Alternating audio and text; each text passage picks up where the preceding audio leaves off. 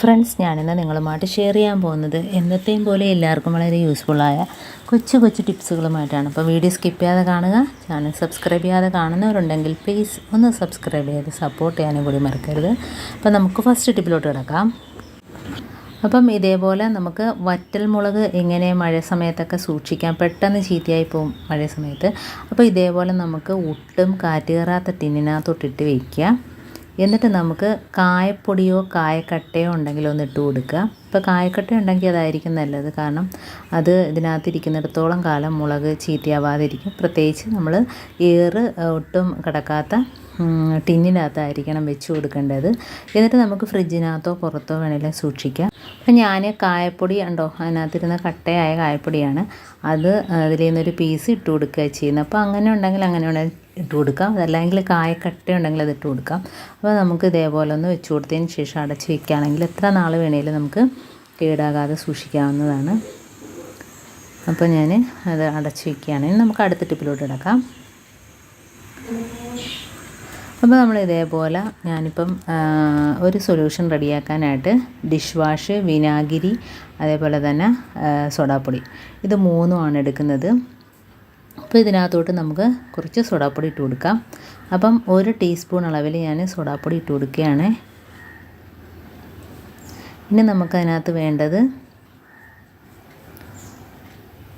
വിനാഗിരി ഒഴിച്ചു കൊടുക്കാം.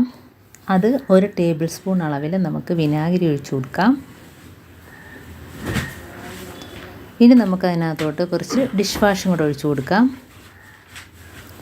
ഡിഷ് വാഷ് ഞാൻ ഏകദേശം 1 ടീസ്പൂണോളം ഒഴിച്ചു കൊടുക്കുന്നുണ്ട്. ഇനി നമുക്കെല്ലാം കൂടെ ഒന്ന് മിക്സ് ചെയ്ത് കൊടുത്തതിന് ശേഷം ഒരു സ്വല്പം വെള്ളവും കൂടെ ചേർത്ത് കൊടുക്കാം. 1/4 ഗ്ലാസ് വെള്ളം ഞാൻ ഒഴിച്ചു കൊടുക്കുന്നുണ്ട്. അപ്പോൾ ഇത്രയും മാത്രം മതി. ഇനി നമുക്കൊരു കുപ്പിക്കകത്താക്കി വയ്ക്കാം. അപ്പോൾ ഇത് നമുക്ക് ഇങ്ങനെ തന്നെ സൂക്ഷിക്കാവുന്നതാണ്, കുപ്പിക്കകത്താക്കി സൂക്ഷിക്കാവുന്നതാണ്. അപ്പോൾ ആവശ്യത്തിനനുസരിച്ച് നമുക്കിത് ക്ലീൻ ചെയ്യുന്നതിന് വേണ്ടിയിട്ട് നമുക്ക് ഇതിൽ നിന്ന് എടുക്കുകയും ചെയ്യാം. അപ്പോൾ ഇത് എന്തെല്ലാം നമുക്ക് ക്ലീൻ ആക്കാമെന്ന് ഞാൻ കാണിച്ചു തരാം.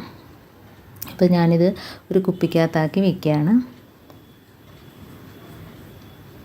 അപ്പോൾ ആവശ്യത്തിനനുസരിച്ച് നമുക്ക് അതിൽ നിന്ന് ഒഴിച്ചു കൊടുത്തിട്ട് നമുക്ക് എവിടെയൊക്കെയാണോ ഗ്യാസ് സ്റ്റോപ്പിൻ്റെ മുകളിൽ, അതേപോലെ സിങ്ക്, വാഷ് ബേസിൻ, എല്ലാ ഭാഗത്തും നമുക്കിതൊഴിച്ച് ക്ലീൻ ആക്കാവുന്നതാണ്. പ്രത്യേകിച്ച് നല്ലൊരു മണവുമാണ്. പിന്നെ സോഡാപ്പൊടിയും എല്ലാം ചേർന്നുകൊണ്ട് ആ ഭാഗത്ത് നമ്മൾ ഡൈനിങ് ടേബിൾ, അതേപോലെ തന്നെ ടീപ്പോയൊക്കെ തുടച്ചാൽ ആ ഭാഗത്ത് ഈച്ച, ഉറുമ്പ് ഒന്നും തന്നെ കാണില്ല. കാരണം അതിനകത്ത് വിനാഗിരിയും കൂടെ ചേർത്തിരിക്കുന്നത് കൊണ്ട് ക്ലീനായിട്ട് കിട്ടുകയും ചെയ്യും. ഇപ്പം ഞാൻ ഗ്യാസ് സ്റ്റോപ്പിൻ്റെ മുകളിലൊക്കെ ഒന്ന് തുടച്ച് കാണിക്കുകയാണ്. ഇപ്പോൾ സ്വല്പം ഒഴിച്ചു കൊടുത്താൽ മതി, ഒരുപാട് വേണ്ട. ഇങ്ങനെ ആകുമ്പോഴത്തേനും ഒരു സ്വല്പം മാത്രം മതി. എന്നിട്ട് നമുക്കിതേപോലെ സ്ക്രബ്ബർ വെച്ചൊന്ന് തേച്ച് കൊടുക്കാം. അപ്പോൾ സ്പോഞ്ചിൻ്റെ സ്ക്രബ്ബറാണ് ഞാൻ വെച്ച് തേച്ച് കൊടുക്കുന്നത്. എന്നിട്ട് നമുക്കൊരു തുണി വെച്ച് ഇതേപോലെ തുടച്ചെടുക്കാം. നല്ല രീതിയിൽ ക്ലീനായിട്ട് കിട്ടും, നല്ലൊരു മണവുമായിരിക്കും. അപ്പോൾ ആ ഭാഗത്തുള്ള എന്തെങ്കിലും അണുക്കൾ കാര്യങ്ങളൊക്കെ ഉണ്ടെങ്കിൽ തന്നെ അത് പോയി കിട്ടുകയും ചെയ്യും. കണ്ടോ, നല്ല രീതിയിൽ ഗ്യാസ് സ്റ്റോപ്പിൻ്റെ മുകളിലൊക്കെ നല്ല രീതിയിൽ ക്ലീനായിട്ട് കിട്ടിയിട്ടുണ്ട്.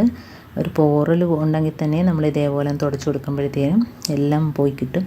അതേപോലെ കിച്ചൻ്റെ ടൈൽ ആ ഭാഗത്തും ഇതേപോലെ തളിച്ചിട്ട് തേച്ച് കൊടുക്കാം. എന്നിട്ട് നമുക്കൊരു തുണി വെച്ച് തുടച്ചെടുത്താൽ മതി. നല്ല ക്ലീനായിട്ട് കിട്ടും, നല്ലൊരു മണവുമായിരിക്കും. അപ്പോൾ ഇതേപോലെ നമുക്ക് എവിടെയൊക്കെയാണോ ക്ലീൻ ആക്കാനുള്ളത് അവിടെയൊക്കെ നമുക്ക് ഇതേപോലെ വൃത്തിയാക്കി എടുക്കാവുന്നതാണ്. ഇപ്പം ഇതേപോലെ കിച്ചൺ സിങ്ക് അവിടെ ഞാൻ നല്ല രീതിയിൽ എണ്ണമയമൊക്കെ ആയിട്ട് കിടക്കുകയായിരുന്നു. അപ്പം ഇതൊന്ന് തളിച്ചിട്ട് തേച്ച് കൊടുക്കുമ്പോൾ തന്നെ കണ്ടോ നല്ലൊരു പതയുമായിരിക്കും. പെട്ടെന്ന് തന്നെ നമുക്ക് ക്ലീനായി കിട്ടുകയും ചെയ്യും. കാരണം ഇങ്ങനെ ക്ലീനാക്കുന്നത് കൊണ്ട് നമുക്ക് പെട്ടെന്ന് അതിനകത്ത് കയറി എണ്ണമയം അതേപോലെ തന്നെ മറ്റുള്ള പാടുകളൊന്നും കയറി പിടിക്കത്തില്ല. അതാണ് ഇതിൻ്റെ വ്യത്യാസം. അതുകൊണ്ട് ഡൈനിങ് ടേബിൾ നമ്മൾ ആഹാരമൊക്കെ കഴിച്ചതിന് ശേഷം ഇതേപോലെ ഒന്ന് ആക്കിയിട്ട് ഒരു തുണി വെച്ച് തുടച്ചെടുത്താൽ ആ ബാഡ് സ്മെല്ലെല്ലാം ഒഴിവാക്കി കിട്ടും. ഇപ്പോൾ നല്ലൊരു മണവും കിട്ടും. ഇനി നമുക്ക് ഇതേപോലെ തന്നെ നമ്മുടെ ടീപ്പോയുടെ മുകളിലും ഇതേപോലെ ഒന്ന് തളിച്ചിട്ട് തേച്ചെടുക്കാവുന്നതാണ്.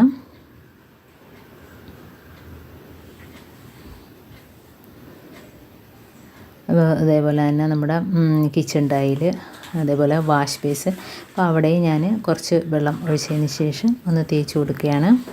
അപ്പോൾ വാഷ് ബേസിനൊക്കെ നല്ല രീതിയിൽ മഞ്ഞ കറ അഴുക്കായിട്ട് കിടപ്പുണ്ട്.